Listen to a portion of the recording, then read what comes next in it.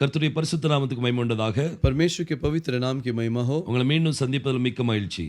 मैं खुश हूँ कि दोबारा आपसे मिलने का और एक अवसर मिला। நம்ம ஈசாக்குடைய அந்த ஜர்னியை பற்றி பார்த்துட்டு இருக்கோம். इसहाक के यात्रा के बारे में हम देख रहे हैं, ஆனா அவனுடைய பேருக்குள்ள இருக்க மர்மத்தை தான் இப்போ பார்த்துக்கிட்டு இருக்கிறோம். और अभी हम उसके नाम के अंदर की गुप्त बातों को हम देख रहे அவங்க हैं। பேர்ல என்னென்ன காரியம் இருக்குது, उसके नाम के अंदर क्या क्या है। நம்ம போன வீடியோஸ்ல நம்ம பார்த்தோம். पिछले वीडियो में हमने देखा ஈசாக் அப்படின்னா அர்த்தம் என்ன, इसहाक का मतलब क्या है। ஈசாக் அப்படின்னா அவன் நகைத்தான். इसहाक का मतलब वो हंसा, அப்புறம் அந்த ஈசாக்க ரெண்டா பிரிச்சோம். और इसहाक को हमने दो भाग किया। அந்த யோது தனியா வச்சோம், योद को अलग कर दिया, சஹாக் தனியா வச்சோம். सहाक को अलग किया। சஹாக் அப்படின்னா நகைத்தான், सहाक का मतलब हंसा, நகைப்பு. वो हंसना।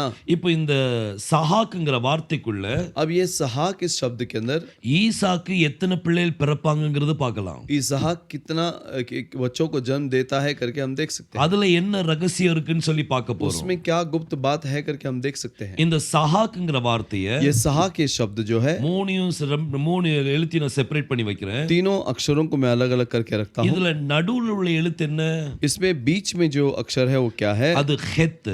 वो खेत है।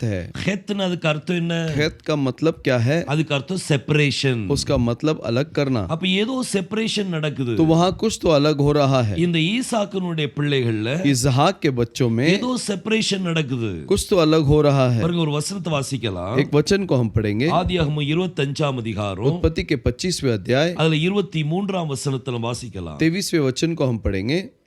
तब यहोवा ने उससे कहा, तेरे गर्भ में दो जातियां हैं, और तेरी कोख से निकलते ही दो राज्य के लोग अलग अलग होंगे, और एक राज्य के लोग दूसरे से अधिक सामर्थ्य होंगे, और बड़ा बेटा छोटे से आधीन होगा।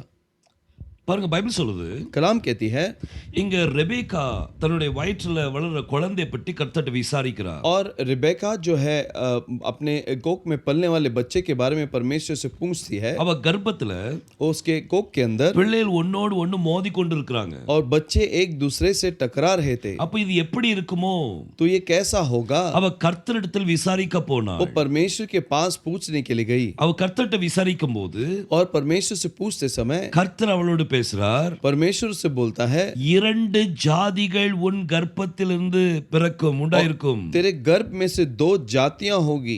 அவளுக்கு ரெண்டு குழந்தை இருக்குன்னு சொல்லிட்டாரு. और दो बच्चे हैं करके उसने कहा அது दिया, ரெண்டு ஜாதிகள் அப்படின்னு சொல்லிட்டாரு. और दो जातियां हैं करके बोल दिया। அது அவங்க ரெண்டு பேரை பற்றி சொல்லும்போது और उन दोनों के बारे में बताते समय இரண்டு வித ஜனங்கள் दो प्रकार के लोग உன் வயிற்றிலிருந்து பிரியும். तेरे गर्भ में से अलग होगा। இந்த பிரியும்ங்கிற வார்த்தையை எடுத்துக்கிடுங்க. ये अलग होना इस शब्द को ले लीजिए। ரெண்டு ஜாதிகள் दो जातियां உன் வயிற்றிலிருந்து பிரியும். तेरे गर्भ से अलग होगा। நம்ம இந்த சஹாக்ங்கிற வார்த்தையில हमने इस सहाक इस शब्द में நடுவுல ஹெத் இருக்குது. बीच में खेत है, அதுக்கு அர்த்தம் என்னது, उसका मतलब क्या है, செப்பரேஷன், अलग होना, பிரிக்கிறது, अलग करना। அப்ப இங்க ரெண்டு எழுத்து பிரியுது. अब यहाँ दो अक्षर अलग होता है, ஒன்னு கோஃப், एक कोफ இன்னொன்னு சாடே. और दूसरा साडे। இந்த ரெண்டு எழுத்தும் ये दोनों अक्षर ரெண்டு ஜாதிகள், दो जातियां हैं, ரெண்டு விதமான ஜனங்கள். दो प्रकार के लोग। அவளுடைய பேருக்குள்ளே அது காரியம் காணப்படுது. उस नाम के अंदर ही वो सारे चीज दिखाई देते हैं। இந்த ரெண்டு விதமான ஜனங்கள் ये दो प्रकार के लोग அவ வயிற்றிலிருந்து பிரியும். उसके गर्भ से अलग होंगे। அந்த இந்த காரியத்தை நீங்க பார்க்கும்போது, इस चीज को आप देखते समय இத நீங்க ஏன்ஷியன் ஹீப்ரூல பாத்தீங்கன்னா ரொம்ப அருமையா இருக்கும். इसको प्राचीन हिब्रू में देखेंगे तो अद्भुत होगा। பாருங்க, முதல்ல சாடே பார்க்கலாம். पहले हम साडे के बारे में இந்த देखेंगे।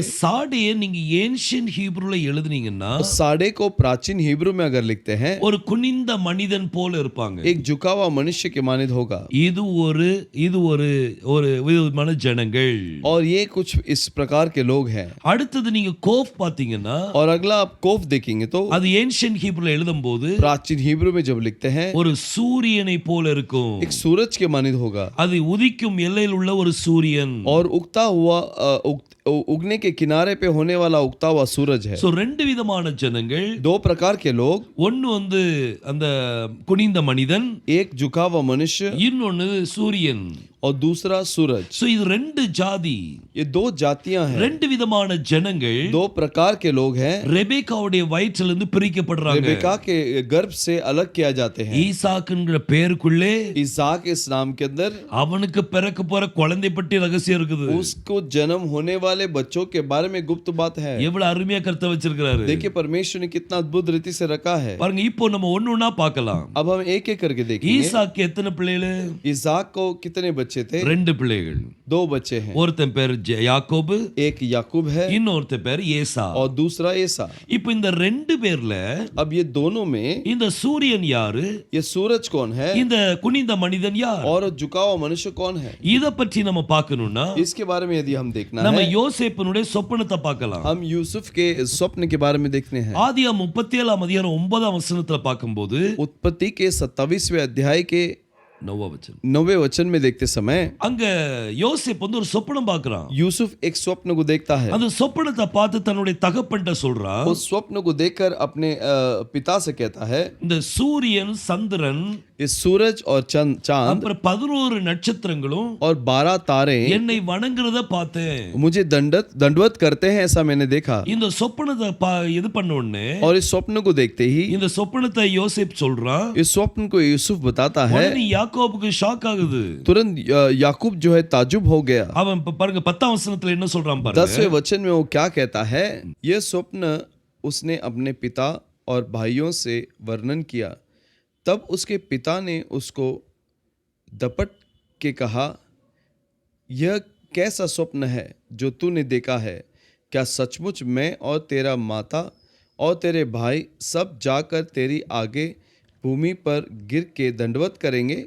பாருங்க, இவன் இந்த சொப்பனத்தின் அர்த்தத்தை சொல்றான். देखिए स्वप्न के मतलब को समझाता है। யோசேப்பு சொன்னா, यूसुफ ने कहा, சூரியன் சந்திரன், सूरज चांद அதுக்கு பிறகு 11 நட்சத்திரங்களும் और 12 तारे என்னை வணங்குறத பாக்குறேன். मुझे नमन करती है। அப்போ யாக்கோபு சொல்றான், तब याकूब कहता है, நானும் உன்னை வணங்கணுமா? मैं भी तुझे दंडवत करना है क्या? உன்னுடைய தாயாரும் உன்னை வணங்குவாங்களா? और तेरी माँ भी तुझे दंडवत करना है। அங்க சூரியன் சந்திரன் வரும்போது और सूरज और चांद जब आता है, யாக்கோபு தன்னை சூரியனை காமிக்கிறாரு. याकूब अपने आप को सूरज बताता है। அப்ப கொஞ்சம் இந்த ஈசாக்குடைய பேர்ல வாங்க. और दोबारा उस इसहाक के नाम में आ जाइए। அந்த பேருக்குள்ள அந்த சூரியன் யாரு? उस नाम के अंदर सूरज कौन है? அது யாக்கோபு. वो याकूब है। அப்ப அது யாக்கோபுனா तो वो याकूब है। तो அப்ப அந்த குனிந்த மனிதன் யாரு? तो झुका हुआ मनुष्य कौन है? அந்த குனிந்த மனிதன் ஏசாவை குறிக்குது. और वो झुका हुआ मनुष्य येसा को दर्शाता இந்த है। ரெண்டு விதமான ஜனங்கள் दो प्रकार के लोग ரெபேக்காவுடைய வயிற்றிலிருந்து பிரியும். रिबेका के गर्भ से अलग होगा। ரெபேக்கா யாரு? रिबेका कौन है? அவ ஒரு சபை. वो एक कलीसिया है। இன்னைக்கும் சபைக்குள்ள आज भी कलीसिया के अंदर ரெண்டு விதமான ஜனங்கள் இருப்பாங்க. दो प्रकार के लोग रहेंगे। அந்த ரெண்டு விதமான ஜனங்களுடைய சிந்தனையும் வேறுபட்டு இருக்கும். और दो प्रकार के लोगों के विचार भी अलग होंगे। இத நீங்க தீர்க்க தரிசனமா எடுத்துக்கிடுங்க. इसे एक भविष्यवाणी के रूप में ले लीजिए। இந்த கடைசி நாட்கள்ல इन आखिरी दिनों में அங்க ரெண்டு விதமான ஜனங்கள் சபையில தோன்றுவாங்க. दो प्रकार के लोग कलीसिया में दिखाई देंगे। ஒரு ஆள் வந்து சூரியன், एक सूरज இன்னொன்னு மனிதன்.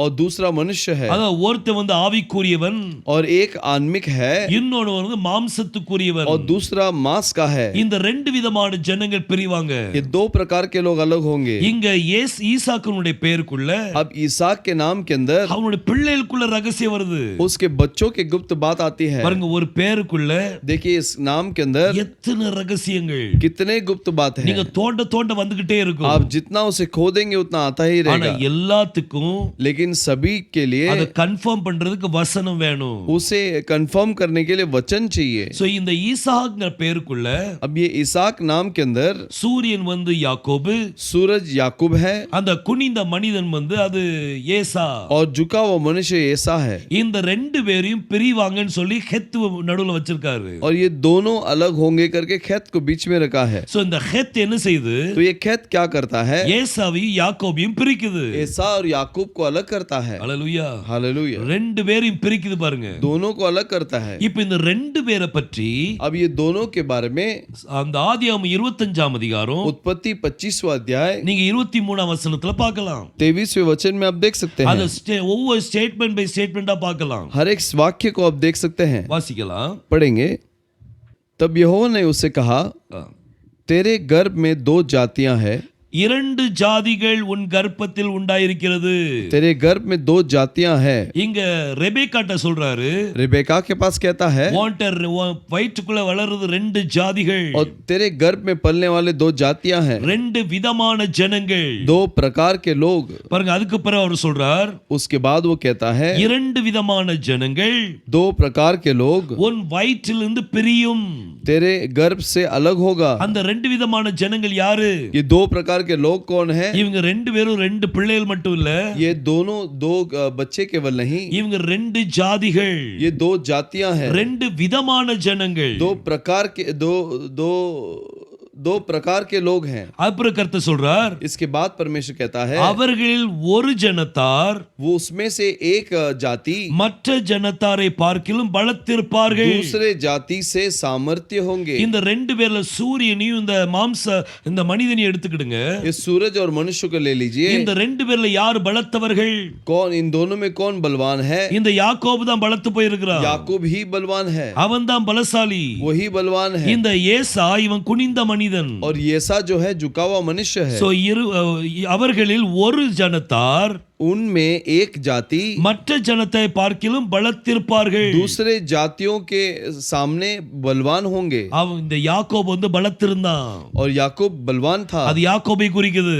वो याकूब को दर्शाता है. அடுத்து ஏசா பற்றி என்ன சொல்றாரு? और येसा के बारे में क्या कहता है? மூத்தவன் இளையவனை சேவிப்பான் என்றார். और जो जेठा है वो छोटे के इस अधीन में रहेगा. இந்த மூத்தவன் யாரு? तो बड़ा कौन है? ஏசா.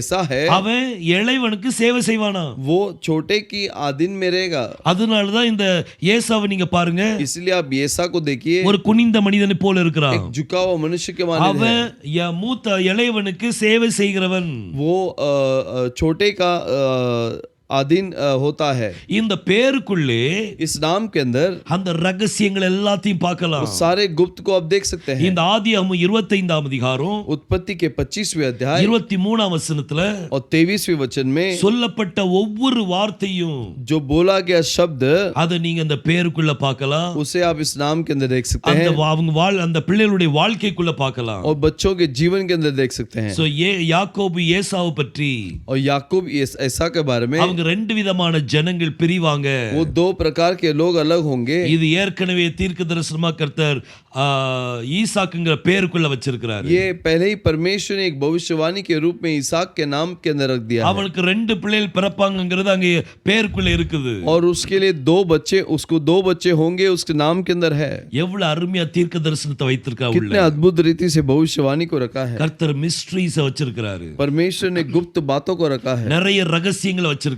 बहुत सारे गुप्त बातों को रखा है. ஒன்னு ஒண்ணா நம்ம பார்க்க போறோம். एक एक करके हम देखने वाले हैं. நம்ம ஆச்சரியப்படக்கூடிய அளவுக்கு हम अचंभित होने जैसा இந்த ஈசாக்குனுடைய பிரயாணத்தில் நம்ம பார்க்க போறோம். ईसाक का यात्रा को हम देखेंगे. கர்த்தர் உங்களை ஆசீர்வதிப்பாராக. परमेश्वर आपको आशीष करे. आमीन.